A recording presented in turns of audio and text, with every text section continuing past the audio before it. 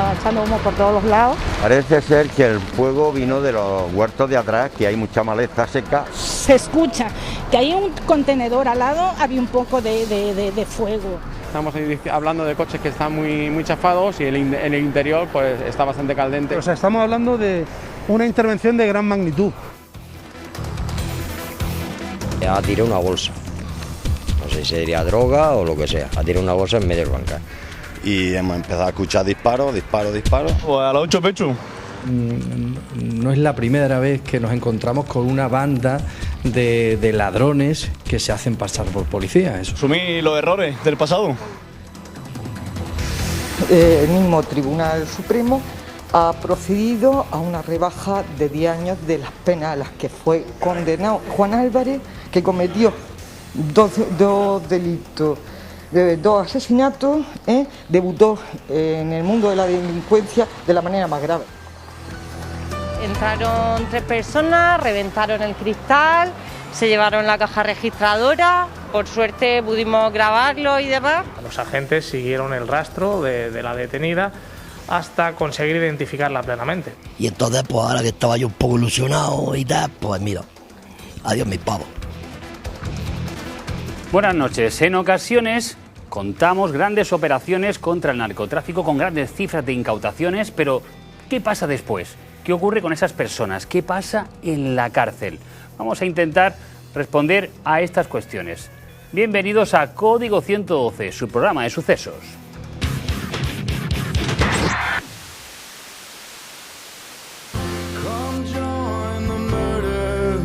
Vicente Hernández vivía el sueño de muchos jóvenes. Fue elegido como el más guapo en 2017 en el certamen Mister España Pacific World. Este chico del Orquí, sin embargo, tenía desde un año antes una enfermedad diagnosticada que emergería al contrario que Júpiter, en vez de devorando a sus hijos, acabando con su padre.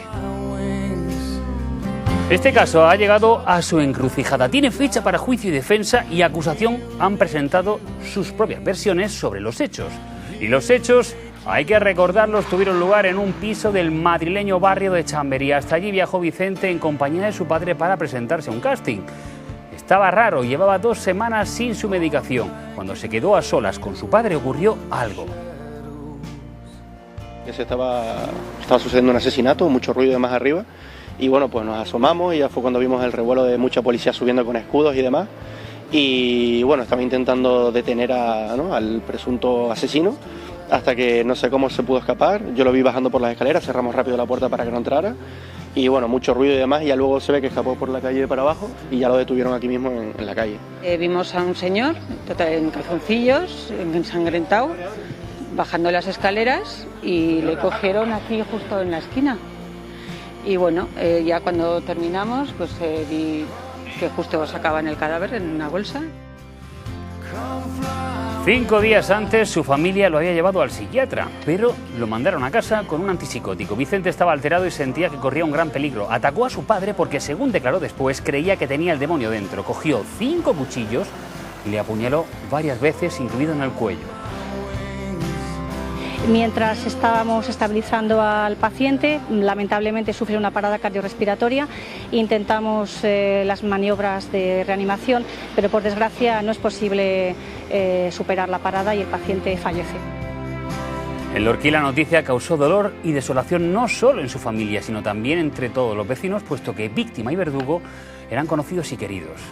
Nadie podía entender cómo pudo llegar a producirse esa tragedia. Algunos sabían que Vicente, hijo, había sido diagnosticado de trastorno bipolar, pero sabían también que quería mucho a su padre e iban juntos incluso a entrenar al gimnasio. Un desastre para el pueblo, un desastre para cosas que no tienen que pasar. No, es que no terminas de creértelo. Que le sentó algo mal. No lo entiendo, no hemos quedado, ya te digo. El hijo no se estaba tomando las pastillas, que tenía bipolaridad. Iba con él al gimnasio y tenían buena relación. Bueno, pues vamos a ver qué es lo que se ha planteado, puesto que la Fiscalía ya ha movido ficha y acusa a Vicente de varios delitos. Vamos a verlo.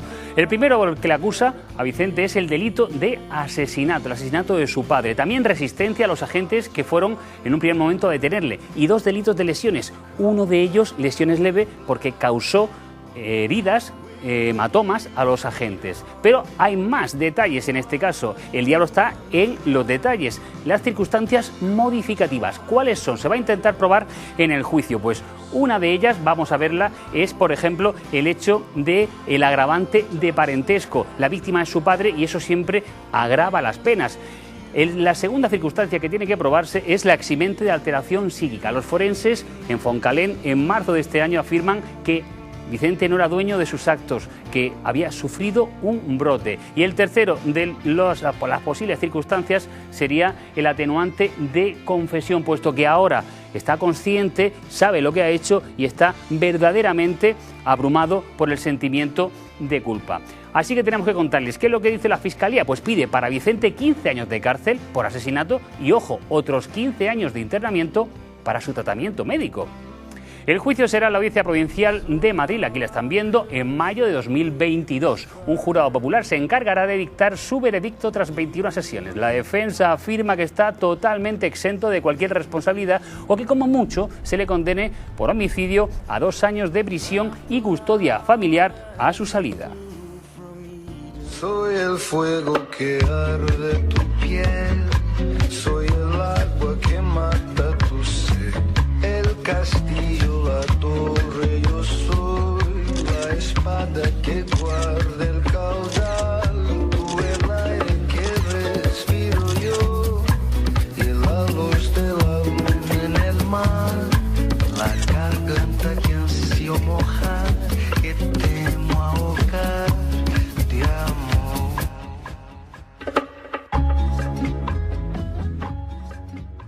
Tuvo conocimiento de que al parecer en un antiguo comercio dedicado a las antigüedades de la localidad de Barán se había habilitado su interior para cultivar lo que es una plantación de marihuana tipo indoor.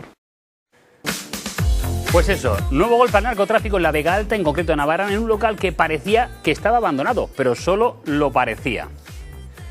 Lo cierto es que por los alrededores se pueden hallar jeringuillas y restos de basura. Sin embargo, la Benemérita se percató de que había un importante flujo de personas que iban por allí y todo apuntaba que quizá podía venderse droga al menudeo. Encontraron 531 plantas de marihuana y 60 gramos de cogollos de cannabis. 2 personas han sido detenidas, padre e hijo. Se les acusa de delitos contra la salud pública por elaboración de drogas, defraudación del fluido eléctrico y tenencia ilícita de armas, al encontrarles una carabina y una escopeta de cañones recortados. Observando cómo llegaban numerosas personas a diferentes horas para al parecer comprar este tipo de sustancias. Con todos estos indicios, Guardia Civil estableció un dispositivo sobre el local y previa autorización judicial realizó la entrada de registro, hallando en su interior más de 500 plantas de marihuana, así como todos los útiles y dispositivos para su cultivo y manipulación. En nuestra crónica de tribunales les contamos que estas 4 mujeres se han sentado en el banquillo de los acusados para llegar a un posible acuerdo, pero no fue posible. Piden para cada una de ellas 14 años de prisión por la violación, o la presunta violación, a una compañera interna al hurgar en la vagina, en su vagina, en los lavabos. Ocurrió el 3 de enero de 2019 en la cárcel de Campos del Río. Lo hicieron creyendo que esta mujer ocultaba drogas tras un vis a vis. Ellas lo niegan y como no hubo acuerdo, habrá juicio. 2 de ellas siguen en prisión. Las otras 2 han salido, pero están tan peleadas entre ellas que hubo hasta 4 policías en la sala para mantener la seguridad. El abogado que defiende a la que mandaba ese grupo advierte a la víctima de que si ha mentido en su denuncia puede tener consecuencias. Debería pensar la denunciante que el delito de falso testimonio está penado en el Código Penal con una pena de prisión y que cualquier movimiento en ese sentido, por muy sutil que sea, debe estar muy justificado. Otro que estaba en la cárcel y que le acusan de traficar dentro de la misma cárcel es este hombre, Iván Odero.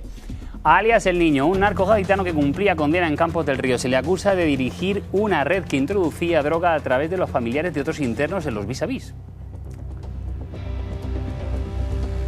La muerte por sobredosis de cocaína y heroína de varios internos desató las alarmas. Funcionarios de prisiones y Guardia Civil llevaron a cabo una investigación que identificó a 6 personas, incluyendo a Odero y a un conocido suyo, al que siguiéndolo se descubrió una de las primeras fábricas de hachís en suelo español, en Bigastro. Se intervinieron 2 teléfonos móviles que habían dentro de un pabellón, el pabellón número 5 de la prisión de Campos del Río, Murcia 2. Pues bien, estos teléfonos móviles, como bien saben muchos funcionarios de prisiones y los propios internos, ahí suelen haber móviles en prisión y los suelen utilizar todos los internos. Eran declaraciones del abogado de Iván aquí mismo la semana pasada. Pues bien, vamos a escuchar otra de las caras de esta historia. Para hablar de lo que ocurre dentro de las prisiones nos acompaña el rostro más conocido de los funcionarios de prisiones aquí en la región de Murcia. Nos referimos al secretario de Organización Nacional de ACAIP. Nos referimos a Fran Mauri. Buenas noches y gracias. Buenas noches, Alejo. Escuchábamos antes al abogado. Decía que era algo natural y hablaba de 2 teléfonos en ese módulo 5, así como también, como algo natural, ese tráfico de drogas dentro. ¿Qué dice usted al respecto? A ver, por desgracia, si hay algunos teléfonos y alguna cantidad de sustancia estupefaciente, no es la tónica habitual porque, como se puede comprobar en estos mismos hechos, gracias a la profesionalidad de los trabajadores y de los compañeros que están allí, día a día se consigue que esta situación sea menor.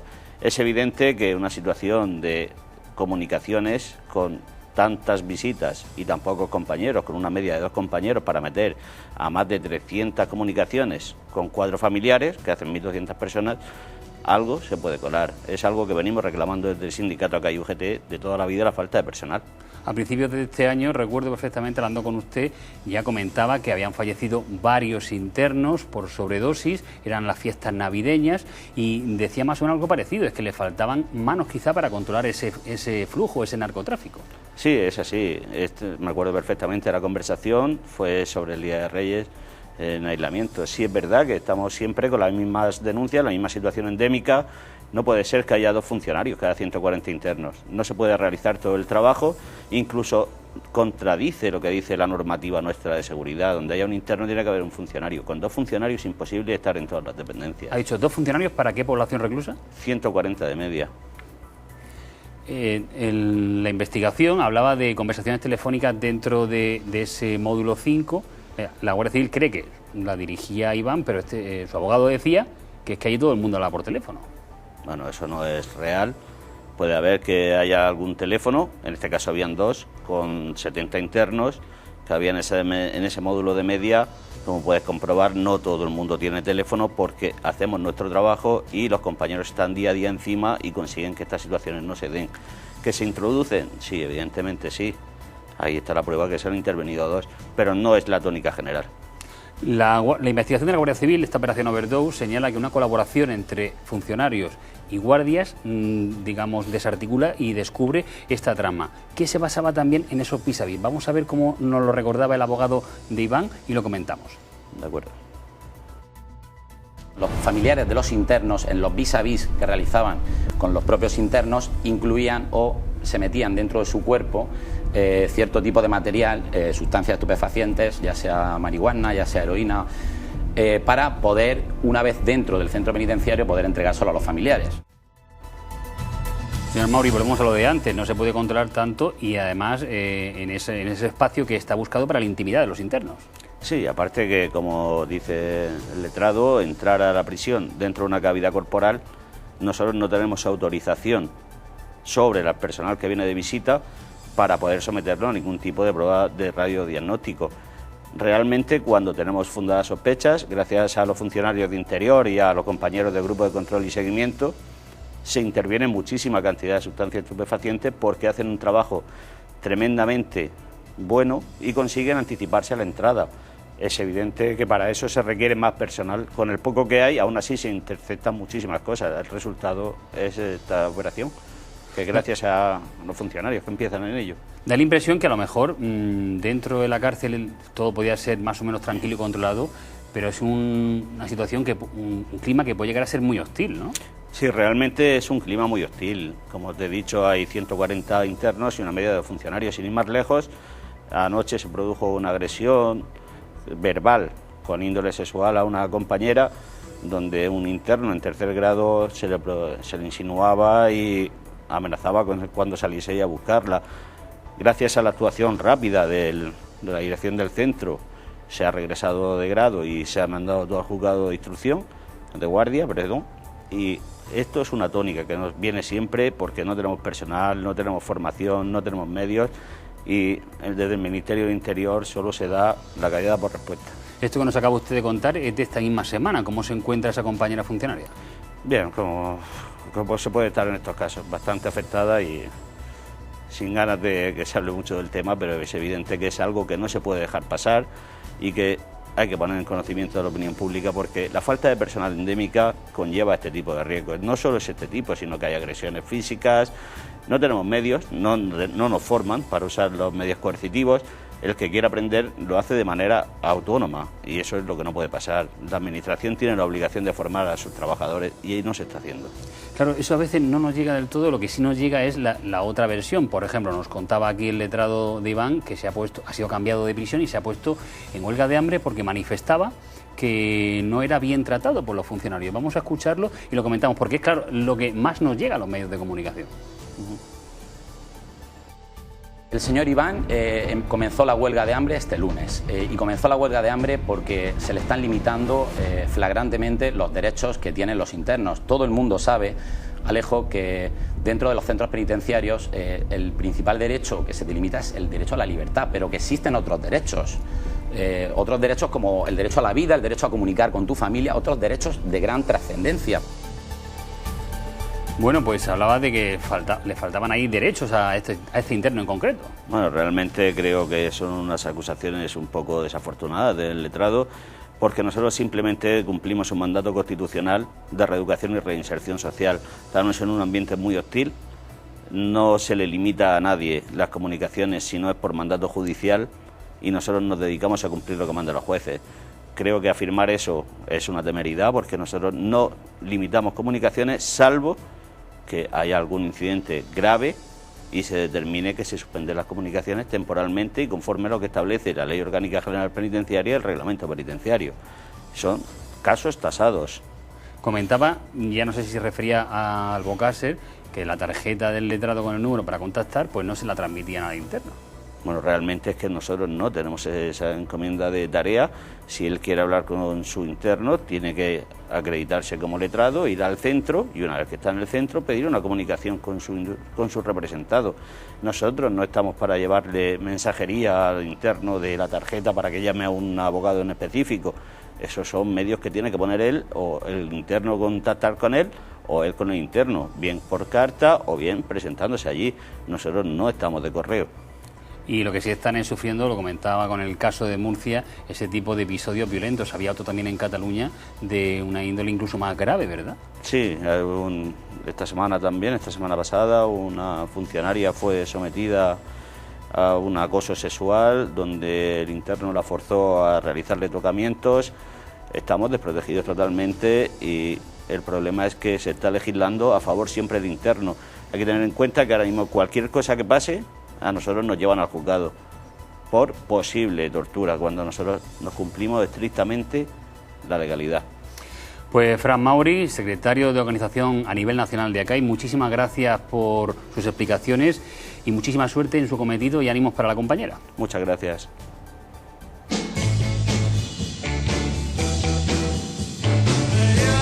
Cambiamos de asunto y ahora vemos a una mujer que tenía una requisitoria judicial por conducir sin carné, pero ella con 47 años no se iba a quedar en casa. Se fue de noche a un comercio y con ayuda de otro individuo perpetró un robo llevándose una caja registradora y un ordenador. Además, no era la primera vez que acudía a robar a ese establecimiento. Se trata de una clienta habitual y también ladrona habitual a la que en los últimos meses se habría llevado al hurto o forzando la entrada a algunos objetos de la tienda, como se puede ver en estas imágenes de distintas fechas. Madrugada entraron 3 personas, reventaron el cristal, se llevaron la caja registradora. Por suerte pudimos grabarlo y demás y tampoco hubo ningún problema con ningún compañero ni pasó nada grave, pero bueno. La víctima de estos robos es esta estación de servicio ubicada entre Molina de Segura y Alguazas, una zona lo suficientemente transitada como para ser vigilada y lo suficientemente alejada como para que nadie viera nada. Fue gracias a la labor de la policía científica que se pudo obtener indicios para identificar a la presunta ladrona. los agentes siguieron el rastro de la detenida hasta conseguir identificarla plenamente. Una vez identificada ya se puso en conocimiento de la Brigada de Policía Judicial. Se llevó a cabo un dispositivo que culminó con su localización en la vía pública. En ese momento, cuando ya se le identificó plenamente, se comprobó que era ella, tenía en vigor también una requisitoria judicial por haber conducido sin permiso o licencia.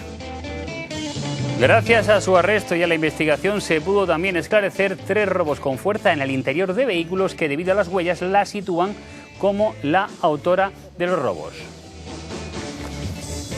Bueno, un caso resuelto, pero es que hay más. Esta estación de servicio, debido a esa zona ya que tiene supermercado, es un objeto continuo de robos y hurtos. Eso es lo que nos han comentado pues varios vecinos de aquí, de la zona y algunos clientes, sí, es conocida. Estamos viendo también imágenes de otros robos porque en esta estación de servicio es muy habitual. Sí, en esta es una gasolinera que es muy transitable. Al parecer pues hay algunas zonas en Alguaza y Molina, se ha acentuado un poco la incidencia de los robos.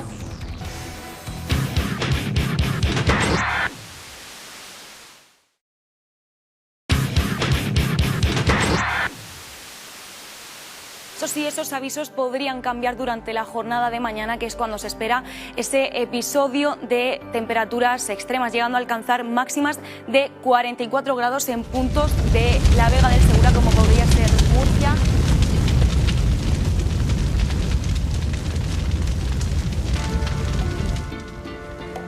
Y es que después de la ola de calor vino la ola de incendios de todo tipo, pero sobre todo de carácter urbano en solares, en fincas y en empresas. Pese a las altas temperaturas, la concentración de fuegos en algunas zonas ha levantado las sospechas de Policía Local y Bomberos de Murcia sobre si estos fuegos fueron intencionados. Bueno, pues precisamente el primer incendio del que les hablamos tuvo lugar el domingo en Puebla de Soto, en Murcia. Ahí lo que ocurrió fue en la tarde del domingo, cuando el fuego arrasó esta tienda de motos que llevaba 3 décadas funcionando. Los bomberos del Ayuntamiento de Murcia tuvieron, como están viendo, que emplearse a fondo para poder apagar las llamas. El dueño tenía el ánimo destrozado. Le ha llamado la central de alarma de que había saltado la alarma en el taller y al mismo tiempo hablando con ellos se ve que empezó a saltar la alarma por todos sitios. De una tienda de motos de 30 años que la tuvimos que cerrar hace 3 años por ruina. Ahí le costaba al hombre hablar. Los daños son cuantiosísimos, tanto en el material que había dentro como en la propia estructura del inmueble. La concentración de productos inflamables, de caucho y el revestimiento de madera hicieron que las llamas se propagaran con rapidez. Y ahora el miedo que tenemos nosotros, yo especialmente es por la pared que tengo ahí, que da justamente a mi casa, está toda rajada del fuego. Era un peligro porque ha habido explosiones también, han habido explosiones. Y aquí un taller que tiene pintura, tiene disolventes, se dedica a la impresión. Y luego toda la tienda, antigua tienda, era toda revestida de madera. Por eso, yo la ardida entera. Fue el primer incendio de esta oleada y comenzó con misterio, ojo, porque no se descarta que pudiera de alguna manera haber sido intencionado. Los bomberos no se querían pronunciar al respecto, pero alguna información o testimonio apuntaba a esa línea. El problema es que no podemos acceder al interior por riesgo de desprendimientos de cubierta, del suelo de la primera planta, etcétera. ¿Sabes si puede ser provocado? Hay información que nos apunta y nos dicen que sí, pero eso son información muy difusa. Pues al día siguiente, el 12 de julio, en plena ola de calor, tuvo lugar el incendio más espectacular.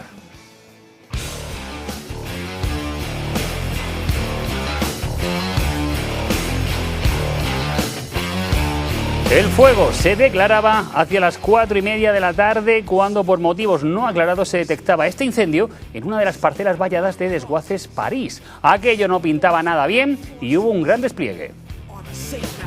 Una intervención de gran magnitud, porque por 2 cuestiones. Primero por el día, porque el día era y es muy propenso a tener incidentes graves, y en segundo lugar por el tipo de incendio. Estamos hablando de materia con mucho combustible, plásticos, caucho, en fin, material altamente inflamable. Bomberos de 5 parques distintos fueron movilizados, puesto que había que atacar el fuego por todos los lados de esa parcela. Se llegó incluso a activar el Plan Infomur, el protocolo regional para incendios forestales, para poder activar todos los resortes posibles en este caso. La autopista muy cerca.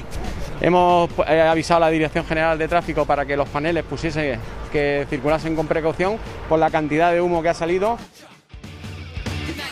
Y es que el humo no solo dificultaba la visibilidad de los conductores, es que la gran columna de humo que están viendo podía verse desde distintos municipios de los alrededores. Estas son imágenes de Alto Real, en Molina, pero también en Murcia y sobre todo en Lorquí. Afortunadamente, prácticamente en 2 horas se ha extinguido el incendio, era un incendio de importancia. Desguaces París también ha hecho un trabajo importante de poder aislar lo que era el incendio, porque habían coches bastante con un incendio fuerte. Pues sí que fue muy importante el trabajo de los empleados, los bomberos también, pero también desde el aire. Debido a la gran carga de calor era muy difícil acercarse. Fundamental fue por tanto el trabajo de helicóptero, ahí lo están viendo refrescando desde el cielo. Al día siguiente, aquí ven la prueba, pudimos ver el alcance del fuego. Medio centenar de coches que se almacenaban en ese depósito quedaron totalmente inservibles. Pero como decía el gerente del desguace, pues ya eran chatarra. Pues hizo que desalojáramos la zona de alrededor y que al fin pues solo ardieran lo que son los paquetes de coche ya que son chatarra y bueno, pues chatarra, que hoy sigue siendo chatarra, lo que pasa es que calcina, que la rápida acción de ellos junto con los empleados de la empresa, la habilidad para quitar los coches de alrededor, pues hizo que bueno, quedara en eso, en un susto. Y ahora hacemos un alto en la crónica de incendios para contarles el caso de un hombre que también debe estar muy quemado, porque ha ingresado en prisión para cumplir una condena de 7 años por narcotráfico justo cuando le pillaron con 10 kilos de cocaína. Ha tirado una bolsa, no sé si sería droga o lo que sea, ha tirado una bolsa en medio del bancal. Y hemos empezado a escuchar disparos. Pues a los 8 pechos. No es la primera vez que nos encontramos con una banda de ladrones que se hacen pasar por policía. Eso. Asumí los errores del pasado. Fermín en 2018 protagonizó un enfrentamiento con la policía con persecución incluida. En febrero de 2018, como decimos, Fermín volvía de Valencia, al parecer con 3,5 kilos de cocaína en un coche. Estaba siendo ya seguido, fue también perseguido y finalmente detenido. Se hizo un registro de su vivienda, y lo están viendo, en Murcia, y en un principio él dijo que no sabía lo que había en el vehículo. 2 años después, en enero de 2020, fue a juicio con su pareja. Se pedían para él 14 años de prisión por el delito de narcotráfico. Delante del tribunal, Fermín admitió los hechos y se mostró arrepentido. Su pareja también estaba acusada de colaborar. Se le impuso a ella una pena de 3 años y se le suspendió. En cambio, Fermín tenía un mes para ingresar en la cárcel y cumplir 7 años de prisión que le cayeron. Así se explicaba a la salida de la cárcel. ¿Y las decisiones que has tomado? ¿Cómo te encuentras? Nada, pues a los 8 pechos. Has confesado el asunto, se te ha rebajado la condena y tienes que ingresar en prisión. ¿Cómo lo afrontas? Sí, pues nada. Asumí los errores del pasado. ¿Pero superas pronto este trance? ¿Cuánto tiempo vas a tener que estar en la cárcel? Pues supuestamente unos 7 años. Esperemos que por buena conducta salgamos antes. Bueno, errores del pasado y quizá también del presente. Un error cuantificado en 10,5 kilos de cocaína. Ese fue el alijo que le pillaron en una nueva operación de nombre Mayordomo, realizada en esta ocasión por la Guardia Civil. Hubo entonces 3 detenidos, registros en Murcia y en Alhama. Un coche con una caleta y también se incautaron 140.000 euros en 3 cajas fuertes.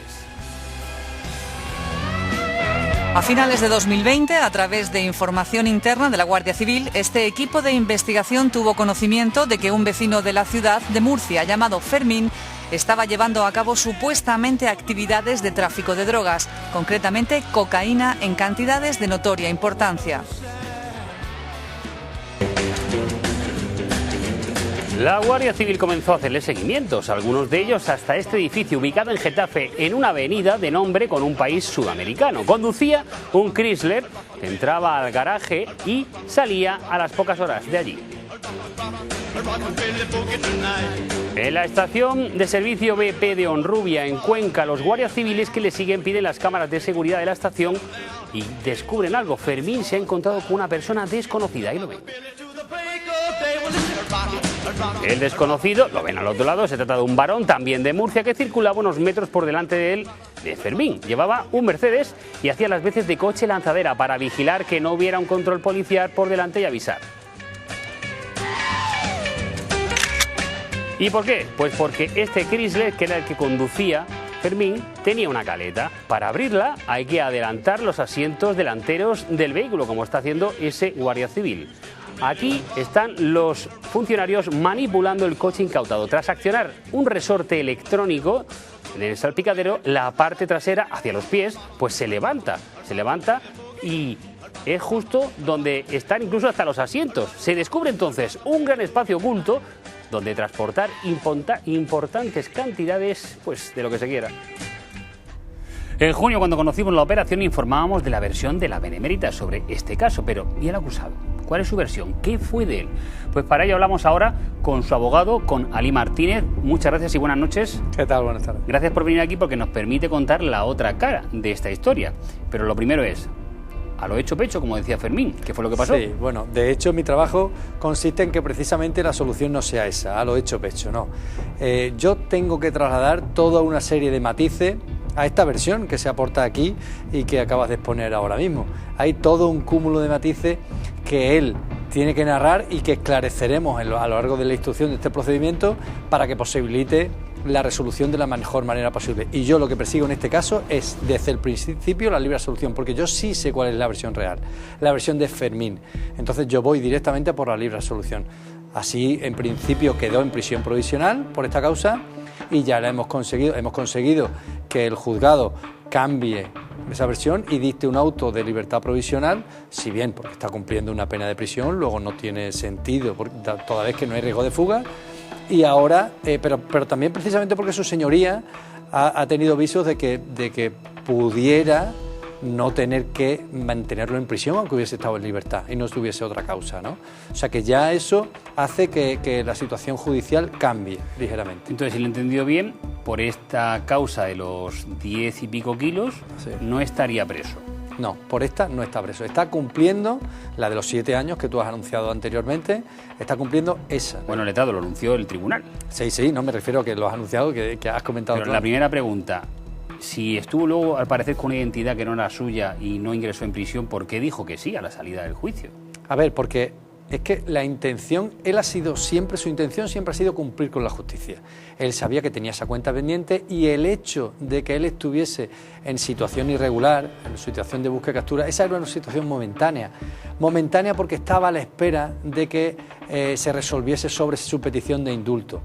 Toda vez que él tenía una documentación ingente, tanto de arraigo y sobre todo de drogadicción, que demostró, incluso así lo tuvo en cuenta en su día el tribunal, que demostró que los hechos habían sido en gran parte cometidos por esa grave adicción y toda vez que se encontraba en un tratamiento severo desde hace muchísimo tiempo y había evolucionado muy positivamente, bueno, pues teníamos muchas esperanzas de que ese indulto pudiese venir aprobado. Por eso, ese estar en busca y captura, eso era algo momentáneo a la espera de esa resolución. Estuvo momentáneamente más de un año, en cualquier caso, aunque haya pedido el indulto, el letrado se sustrajo porque la condena era, tiene usted que ingresar, y lo decía, pues tengo que ingresar y además intentaré portarme bien. Claro, de hecho nosotros interesamos después de esa resolución y cuando él sale en esas imágenes, sale del juzgado, a nosotros nos quedan varias peticiones que hacerle al tribunal. Entonces, todos esos meses él no está en busca y captura, todos esos meses que el tribunal resuelve todas nuestras peticiones, se pidió la suspensión individualizada de las penas, porque eran 7 años en total, pero una era de 2 y otra de 5, eran 2 delitos, uno de 5 y otro de 2. Por tanto, se pidieron la suspensión de esas penas, teniendo en cuenta esas circunstancias, y finalmente el tribunal denegó. Entonces, todo ese transcurso del tiempo, que puede ser en conjunto un año, pero no estuvo un año en busca y captura, creo que han sido aproximadamente 2-3 meses. Claro, que es en primavera cuando es el tribunal el que emite esa orden. Esa orden, emite la orden y ya, bueno, pues él prefiere esperar en esa tesitura sabiendo que el último pronunciamiento del indulto iba a venir en pocos meses, pues prefiere aguantar esos pocos meses, sustraído de la acción de la justicia, pero con la voluntad fija de que en caso de que eso viniese denegado, él se presentaría y cumpliría. Entonces, de este tema del que fue condenado, juzgado y condenado, él asumiendo que le quedaría por cumplir, porque tuvo un tiempo preventivo, ahora se ha interrumpido esto y ha vuelto a cumplirlo. Él sí, yo no creo, además es una persona que ahí donde se ve este cúmulo de malos encontronazos que ha tenido, como persona, es una persona que se ha rehabilitado completamente, una persona que trabaja desde el primer día, está trabajando en prisión, es un preso de confianza dentro de la prisión. Yo creo que posiblemente en un máximo de 2 años podría estar en libertad. Bueno, para entonces... O en libertad vigilada, como puede ser tercer grado, en una condición de semilibertad, yo creo que posiblemente sí. Para entonces ya habrá avanzado la instrucción de este caso. Antes de entrar en estos matices que usted decía, esto se precipita, según la Guardia Civil, porque ven esa, digamos, requisitoria. Pero hay quien dice que esto pudo ser un chivatazo. Yo creo que puede ser, a ver, en el momento en que hay una requisitoria y Fermín es una persona conocida, toda vez que han tenido otras incursiones y que ha tenido otros procedimientos abiertos, por tanto es conocido por el grupo de Lodico y demás. Entonces, yo creo que puede venir de ahí, puede venir en la requisitoria, oye, pues vamos a localizarlo, aunque solamente sea para que cumpla esta condena, no buscando más allá. Pero lo que sí sé, o creo que me consta, fuese chivatazo o no fuese chivatazo, la cantidad, ellos no contaban con que hubiese esa cantidad. ¿Y cómo, a la usted de matices, cómo se matizan 10,5 kilos de cocaína? Es que le explico, y esto, claro, es que estos datos realmente, si no está en la instrucción, no puede saberlo. Fermín nos apunta que en ese domicilio, él estaba momentáneamente en ese domicilio, por su situación de busca y captura, ¿no? Claro, no es su domicilio habitual. Él compartía ese domicilio, de hecho, ni siquiera ese domicilio estaba a su nombre y él lo compartía con varias personas más. Varias personas que incluso estaban de paso, que ni siquiera residían habitualmente en el domicilio, sino que estaban de paso, iban y venían. Entonces, esas personas son las que tenían acceso y propiedad, y era de las cuales era la propiedad de la caja fuerte. Cuando él accede total y libremente a la apertura de la caja fuerte donde se encuentra la cantidad de drogas, de sustancias estupefacientes más grande, él no sabía que en ese momento había esa cantidad de drogas ahí. No lo sabía. Él pensaba que la caja fuerte pues estaba vacía. Si no, igualmente se hubiese negado y que hubiese venido una orden judicial o que hubiese venido un cerrajero, hubiese puesto más complicaciones a la apertura. Él no sabía que esa droga estaba ahí. Él, como comparte piso, tampoco sabía que en ese momento, 2 días antes, 3 días antes, alguien había abierto la caja y había depositado eso ahí. No lo sabía. Vale, digamos que está esperando, prefiere esperar fuera ese recurso, tiene que compartir piso con alguien que tiene caja fuerte y droga. Se puede más o menos entender, pero ¿cómo se explicaría que la Guardia Civil lo sigue en un vehículo que tiene una caleta hasta Madrid? Claro, mira, ese viaje a Madrid, y está perfectamente documentado, es un viaje a Madrid que hizo con su expareja, porque ya no está con la persona, con la madre de su hijo, había quedado con su expareja y con su hijo para pasar esos días en Madrid, en el Parque Zoológico de Madrid. Y existen las fotografías, todas las conversaciones de WhatsApp, las fotografías de esos días, los tickets del Parque Zoológico, etcétera, todo un cúmulo. Ahora bien, que llevase ese coche, pues es un coche, él no tiene coche, él no puede llevar vehículo. Entonces, y más en una situación de peligro como la que tenía, por tanto ese coche lo pidió prestado. E incluso en la detención el coche no portaba nada, que sí que tenía una caleta, sí, pero el coche no era suyo y él no portaba nada de ese vehículo en ese momento. Entonces, como te decía, todo esto son ese cúmulo de matices que a priori ves la noticia, te quedas con esto y es con lo que te quedas, pero existen todo ese tipo de matices que intento aclarar. Pues por eso, Ali Martínez, muchísimas gracias por acudir a la llamada de Código 112, porque es verdad que no tenemos toda la historia, si no tenemos todas las caras, y es verdad que había un matiz que era bestial, lo digo por lo del zoológico, que al menos puede justificar su presencia allí en Madrid. Sí. Ali Martínez, lo dicho, muchísimas gracias por atendernos, muy amable. A vosotros siempre, un saludo. Volvemos a hablar ahora de los incendios que hemos sufrido en los últimos días. Hemos hablado de comercios o partes de comercios arrasados por el fuego, pero ha sido en la ciudad de Murcia, en sus barrios y en sus pedanías, donde se han producido los incendios más intensos, levantando, como decíamos antes, algunas sospechas. Sobre todo, por ejemplo, en el barrio de Barrio Mar. Allí los vecinos venían ya clamando por la suciedad de los solares hasta que ha ocurrido lo que se tenía que ocurrir.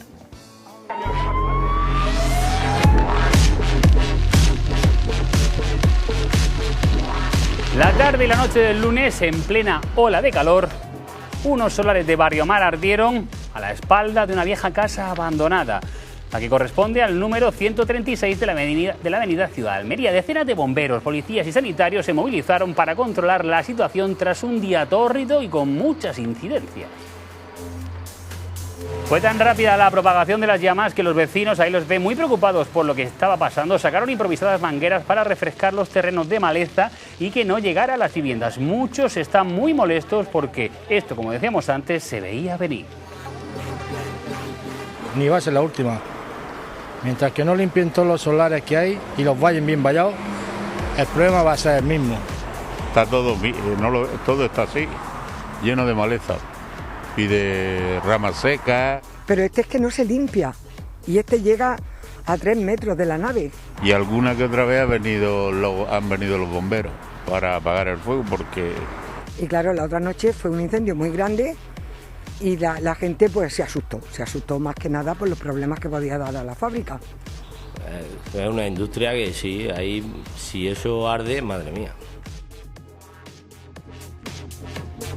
Había un peligro más, muy cerca allí hay una empresa de licores destilados, unas instalaciones industriales con productos inflamables que podía haber generado un auténtico riesgo. Por suerte no llegó hasta allí. Durante esa noche y al día siguiente hubo varios viajes de los bomberos a la zona para refrescar y para apagar algunos rescoldos, incluso para apagar un colchón, lo que ha supuesto que la policía local haya informado a la Policía Nacional porque tiene toda la pinta de haber sido de nuevo provocado. Nada se sabe, ahí ven el colchón, nada se sabe tampoco de si hubo heridos, quiere decir, no hubo heridos, pero unos ocupas que estaban en esa vivienda tuvieron que abandonarla porque la casa está que se cae. Pero salieron y entonces solamente podemos lamentar daños materiales, pues estructuralmente está para derribarla, ¿eh? O sea, lo que no se cayó sí que habría que tirarlo porque nosotros hemos trabajado ahí con muchas medidas de precaución. El de Barrio Mar es el caso, según fuentes oficiales de la policía local, a Código 112, el único caso claro de fuego intencionado. Pero hay otras voces que apuntan a que el rastro de incendios podía ser obra de uno o varios pirómanos. El día 12 hubo incendios en Cabezo de Torres, Los Dolores, Rincón de Beniscornia, Barrio del Progreso y Barrio Mar, que pueden trazar una línea longitudinal. Al día siguiente, martes 13 de julio, la cosa no fue mejor. Todavía no han llegado los bomberos. No sé lo que será. Pues mira las llamas que hay.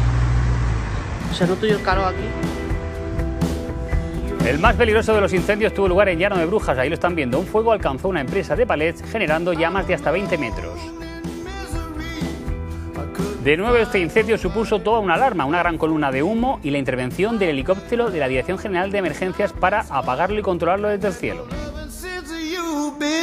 En la nave había 12.000 palets y muchos de ellos se vieron afectados, generando un incendio muy concentrado y de gran carga de calor. Los propietarios de la nave estaban preocupados porque al lado tenían sus viviendas, pero por suerte no llegaron a las llamas. Y de nuevo la sombra de la sospecha llega a la concentración de incendios en horas y lugares. El martes destacaban los incendios de Los Ramos, Alquería, Santiago el Mayor, Rincón de Beniscornia y el de Llano de Brujas. En este caso, la posible línea que se sigue es el de los terrenos cercanos a la Mota del Río.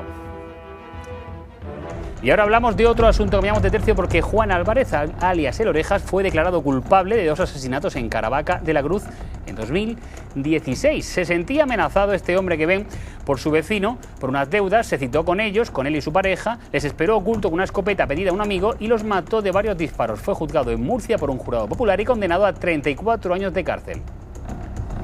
La defensa de Juan recurrió a la sentencia a la audiencia provincial, en un primer momento al TSJ de Murcia. La Sala de lo Penal del Alto Tribunal Murciano secundó la sentencia firmada por este hombre, don Abdón Díaz, presidente que era entonces hasta su jubilación de la sección segunda, pero se planteó un recurso al Supremo. La nueva defensa de Juan Álvarez es esta mujer, Ana María Meca. Esta abogada lorquina recibió en su despacho a un equipo de esta casa para explicarnos con todo lujo de detalles la fundamentación de lo dictado por el Supremo, que ha conllevado una importante rebaja en la condena para su cliente. Es que lo único que dice es que Juan Álvarez, que cometió dos delitos, 2 asesinatos, debutó en el mundo de la delincuencia de la manera más grave. Ese es el razonamiento que da el juez. Para nada habla, como he dicho anteriormente, de sus circunstancias personales. Y el mismo Tribunal Supremo ha procedido a una rebaja de 10 años de las penas a las que fue condenado. Hasta aquí lo que ha dado la mata. La próxima semana hablaremos de secuestros. Hablaremos de secuestros e intentos de secuestros, como lo ocurrido en Torre Pacheco la semana pasada, que se está investigando, o por ejemplo, que tuvo lugar las pasadas Navidades en el centro de Murcia. Pero eso, como decimos, será la semana que viene. Hasta entonces, lo que decimos aquí, que para cualquier suceso, vamos, que código 112.